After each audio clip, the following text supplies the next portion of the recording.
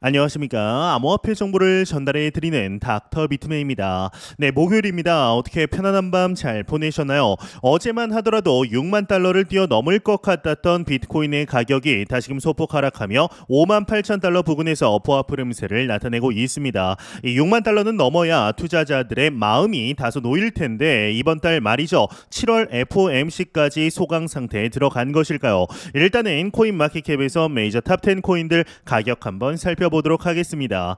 네, 일단 시가총액 1위 비트코인의 경우는 전날 대비 0.43% 상승한 57,900달러대 나타내고 있습니다. 이더리움의 경우는 1.69% 상승한 3,100달러대, BNB의 경우는 2.29% 상승, 솔라나가 1.8% 상승, XRP가 1.81% 상승한 0.44달러대 나타내고 있는데요. 상단의 비트코인 더미넌스 한번 보도록 하겠습니다. 비트코인 더미넌스의 경우는 53.5%, 이더리움 더미넌스는 17.5%를 나타내고 있네요.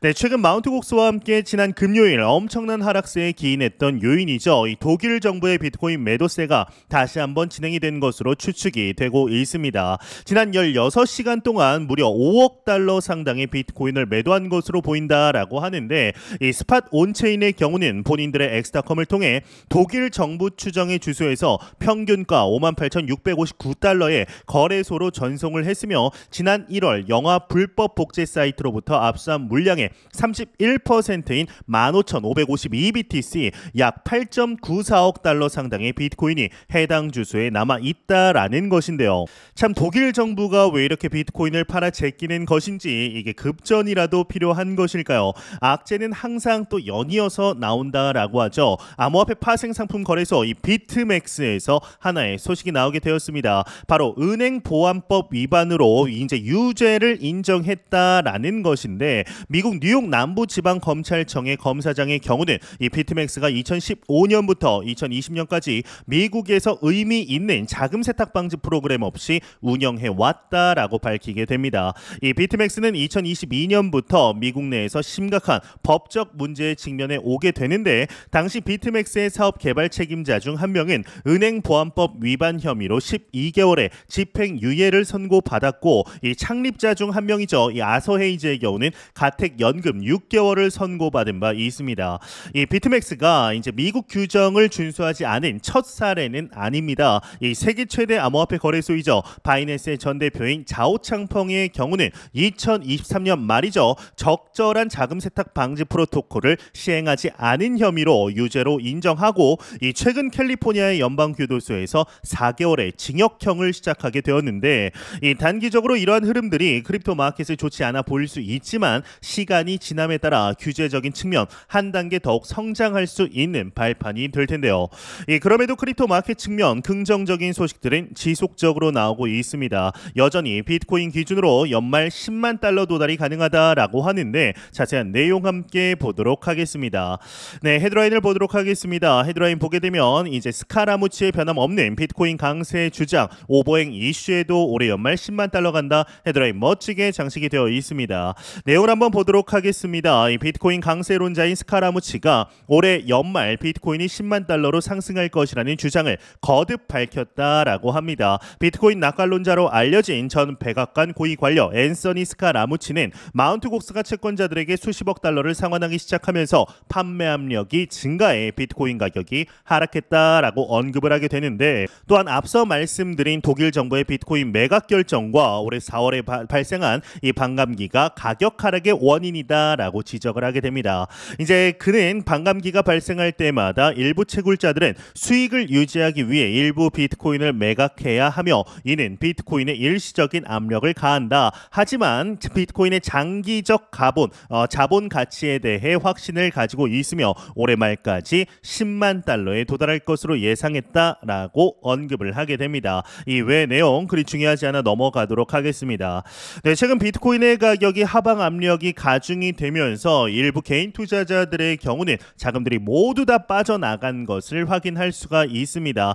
지난 2월, 3월 비트코인의 가격이 1억 원을 돌파했다라며 들어온 새로운 신규 자금들이 지난 3개월, 4개월 동안 지속된 하락 압력으로 인해 버티지 못하고 빠져나간 것을 확인할 수가 있는데, 이와는 반대로 현재 이제 나스닥 등 미국 증시들은 연일 신고가를 경신하고 있죠. 미국 증시 또한 계속해서 오를 수는 절대로 없습니다. 이는 모든 자산의 원리인데, 개인적으로는 미국의 주식이 조정을 받게 된다라면 이 자금들이 모두 비트코인, 크립토 마켓으로 흘러들어올 가능성 충분히 있다라고 보고 있습니다. 지금의 이제 단기적인 하락세에 집중하는 것이 아니라 1년 뒤 비트코인의 가격이 어떻게 될지에 대해서 우리는 조금 더 집중해야 되지 않나라는 생각이 드는데요. 네, 이런 소식과 더불어서 리플과 SEC 간의 소송이 이르면 이번 주 끝날 수 있다라는 전망이 나오게 되었습니다. 그것도 내일이죠. 12일 이제 가장 빠른 판결 시점이 XRP가 증권에 해당하지 않는다라는 판결 1주년 하루 전인 미국 시간 기준 10일 금요일이 될 가능성이 높다라고 하는데요. 만약 이때 나오지 않는다면 적어도 7월 말에는 나올 것으로 예상을 하고 있는 것이죠. 참 징글징글하게 진행이 되고 있는 리플과 SEC 간의 소송 속에 어제이죠. 이 조 바이든 대통령의 선임 고문이 미국 암호화폐 업계 대표들과 원탁 회의를 가졌다라는 보도가 나오게 되었습니다. 이날 오전 이 바이든 대통령의 고문과 암호화폐 업계 중진들 의회 의원들이 워싱턴 DC의 윌라드 호텔에서 만남을 가지게 되었는데, 이들은 이제 디지털 자산 관리와 관련된 증권거래위원회 SEC 조치 등을 이제 논의했다라고 합니다. 이 자리에는 헤드라인에도 적혀 있지만 리플의 CEO 브래드 갈링하우스도 참석을 하게 되었는데요. 이번 회의는 캘리포니아주의 로카나 의원이 주최를 하였고, 바이든 행정부와 암호화폐 업계 사이의 대화를 주 목적으로 했다라고 하는데, 이 많은 사람들이 회의 후에 만족감을 표시했고 회의 또한 매우 생산적이었다라고 합니다. 바이든 행정부가 다가오는 11월 미 대선을 앞두고 암호화폐 산업과의 교류가 필요하다라는 의견이 나오게 된 데에 이제 다른 행동이 아닐까 싶은데요.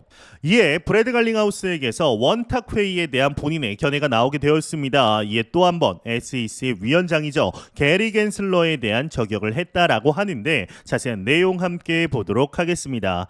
네, 헤드라인을 보게 되면 리플 CEO 대다수 민주당 신기술 파괴자 게리 겐슬러 지원한다, 바이든 대통령 고문 등과 이제 원탁 회의의 만족 표현 헤드라인이 장식이 되어 있습니다.